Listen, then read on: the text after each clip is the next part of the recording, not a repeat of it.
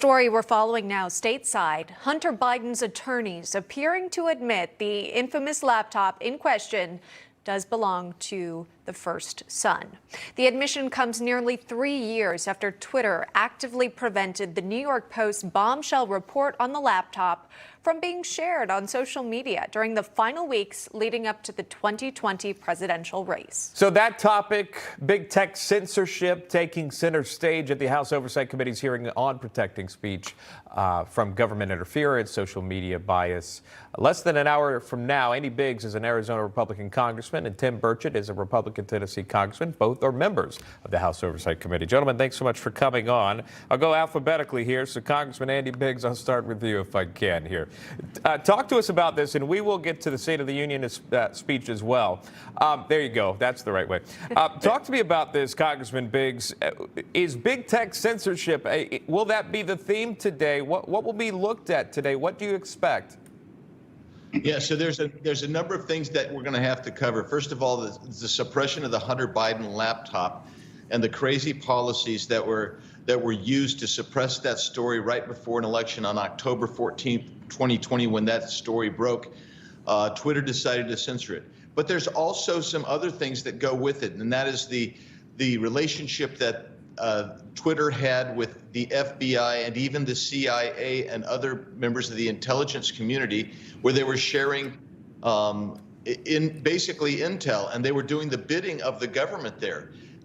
Then, there's so much bias that goes on.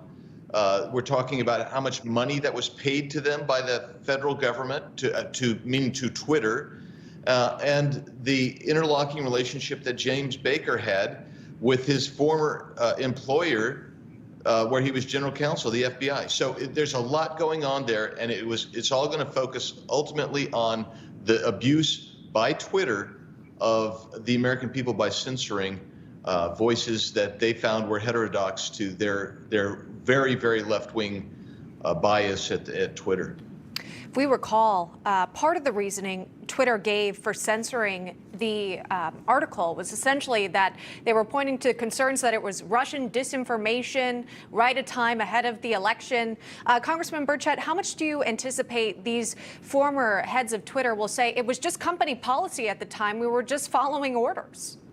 Yeah, that's historically a bad defense, I feel. They've clearly, when you have 100 Democrats won't even disavow socialism, this is going to be a clear attack on the capitalist system by the Democrats on their side. They'll attack Elon Musk and the evilness of earning a living and being profitable and being a capitalist.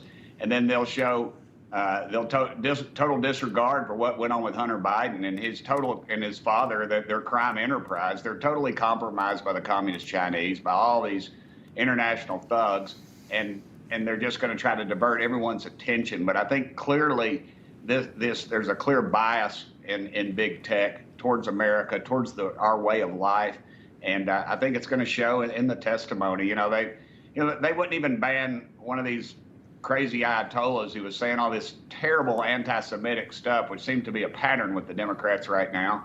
And then yet they pardoned our president. They censored our president, President Trump. So it's just a complete bias on their part, and I think that's going to clearly show to the American public. I want to move on, if I can, Congressman Biggs, to the State of the Union address last night, and some thoughts on that, perhaps looking back. There are some things that the president touched on, like Congressman Burchett was saying, China, maybe for a few seconds, but China was mentioned, economy, inflation, jobs creation, but it was Social Security and Medicare and sunsetting that, the idea of that got the response, if you will, from Republicans on the House floor. We have that moment, and then we'll get your reaction. Here's that. Some of my Republican friends want to take the economy hostage. I get it, unless I agree to their economic plans. All of you at home should know what those plans are. Instead of making the wealthy pay their fair share, some Republicans want Medicare and Social Security to sunset. I'm not saying it's a majority. Let me give you, anybody who doubts it, contact my office. I'll give you a copy. I'll give you a copy of the proposal. Congressman Biggs, I'll give you first shot at that. When that happened, what went through your mind?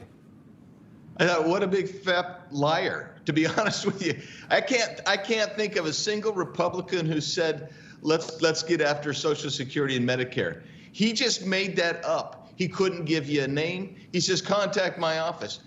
He can't give you a plan because there is no plan that does that.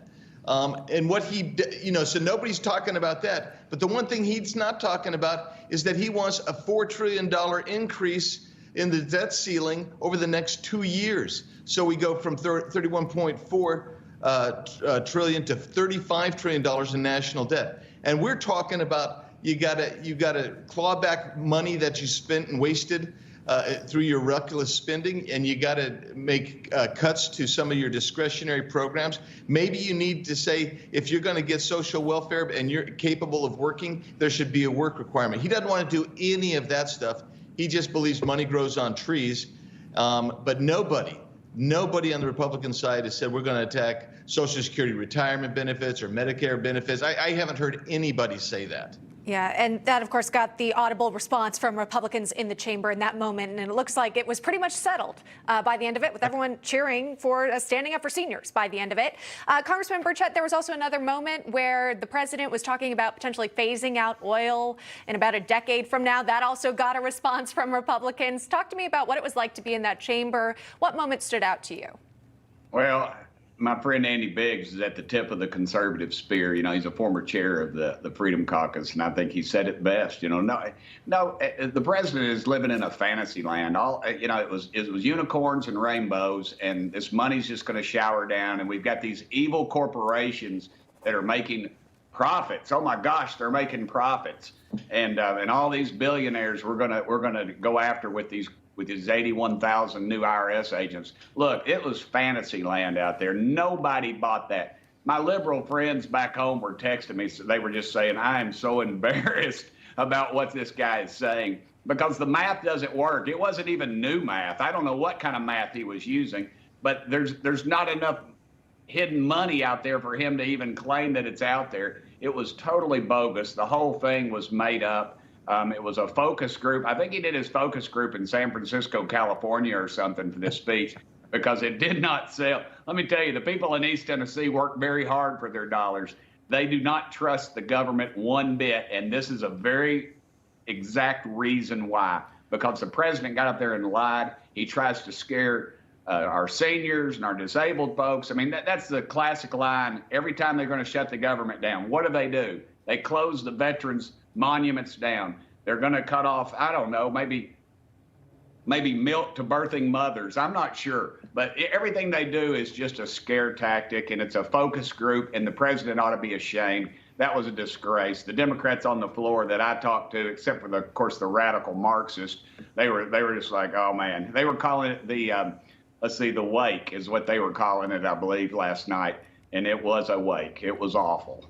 I want to get to one more thing before we let you guys go really quickly, if we can. This one on something that you've been very passionate about, big tech censorship in general. I know many Republican lawmakers have called out AT&T's DirecTV, their recent move of removing this network, Newsmax, from 13 million homes. I know a number of your colleagues have come to the defense of Newsmax to censorship. Congressman Biggs, your final thoughts on that, as you in about 45 minutes or 35 minutes are going to take on that role in big tech. This obviously has to do with television medium. Talk to me about that.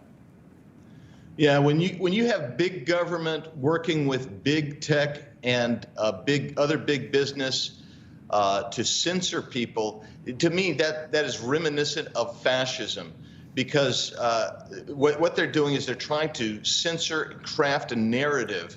And this is all being done for political purpose. They want to, when I say they, I'm talking about the board of AT&T want to appease the most leftist, woke, ESG supporting, DEI supporting of their stockholders. But most of the stockholders just want them to make money, and this is not a way for them to make money, and nor is it a way for them to preserve freedom. And that's what this is. It's actually beyond money. It is about an attack on freedom of speech. And this is why we have to take a stand and be vocal on this. And with networks like Newsmax being censored, Congressman Burchett, you don't get the analysis that you might find on other mainstream networks. They'll let the president go on and make his points and then congratulate and applaud without doing some critical thinking about what actually is being said. Again, if you're trying to appease the faculty lounge in a college in California, maybe this is the way you go about it. But the reality is this is a liberal AT&T, big tech, trying to censor conservative thought.